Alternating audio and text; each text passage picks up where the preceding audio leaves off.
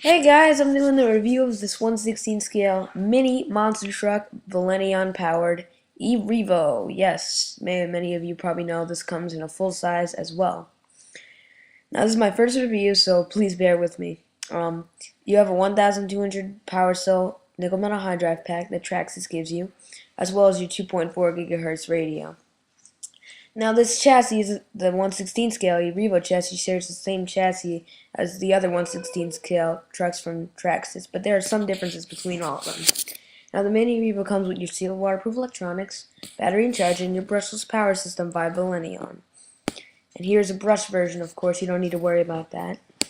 And you can run your batteries in series or parallel. Parallel means you get double the runtime, double the capacity of your battery, and series means you get double the voltage or double the power. Now you can only run series connectors with two nickel metal high drives. You can't run them LiPo form because the brushless Valenion system can only take up to 3S. So if you use two 2S's in series, that's 4S, and that'll blow up your motor and speed control. So you could run them in parallel though. You could run two 3S's or two 2S's. Well, I tried two 2S's, but not two 3S's. So I'm sure you could run two 2S's. I think you could run two 3S's with parallel. So here's a size comparison of the full size and the mini. Now, my thoughts, opinions, and should you buy it? My experience, my thoughts, and my opinions of this truck are fun, fun, fun. It is a good basher. It is a great basher, actually. It is very fun, very easy to use, lightweight, compact, and it survives a couple hits and keeps on going. Of course, over time your parts will wear out and they will eventually break. But, yeah, this truck, it breaks after a lot of hard hits. But if you just have a couple, it's not going to break. It depends how you land it. I've broken quite a lot of things on this truck. I've had this truck for about 2 months now, and I've broken 4 things. A tire came off. Not just the tire, the nut came off. The whole tire actually came off from the pivot balls and stuff, whatever you call it, the axles.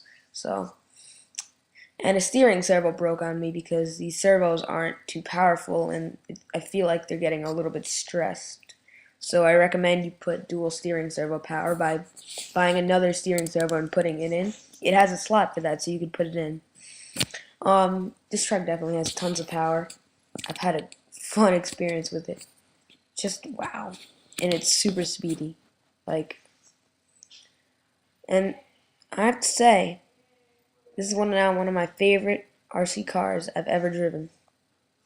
It is so easy to use. It's kind of a pain in the butt to work on because everything's so small and crammed in there. So when you're taking apart a differential, which I have to do now because one of my differential gears broke, yeah. So, would I recommend this truck? Depends. If you're willing to do the work and pay some money to fix the stuff you broke and the upgrades, and you have to be experienced. You have to know how to land it right. You can't just land it like on the rear. You can't just jump and then land it on the rear chassis because then it'll always keep breaking. You got to be experienced to deal with this kind of power. Some things I recommend. Some RPM parts because I have them. I broke one A-arm as well. And since I had RPM, dude, this thing slammed into concrete. Never broke. I mean, I'm so pleased with RPM. I got front bumpers and RPM parts all around. And I would upgrade getting dual steering. So now the end of my conclusion. Would I buy this truck again? Yes. Should you buy it? That's your choice. Thank you for watching another unpaid, honest review from Wheelie King TV.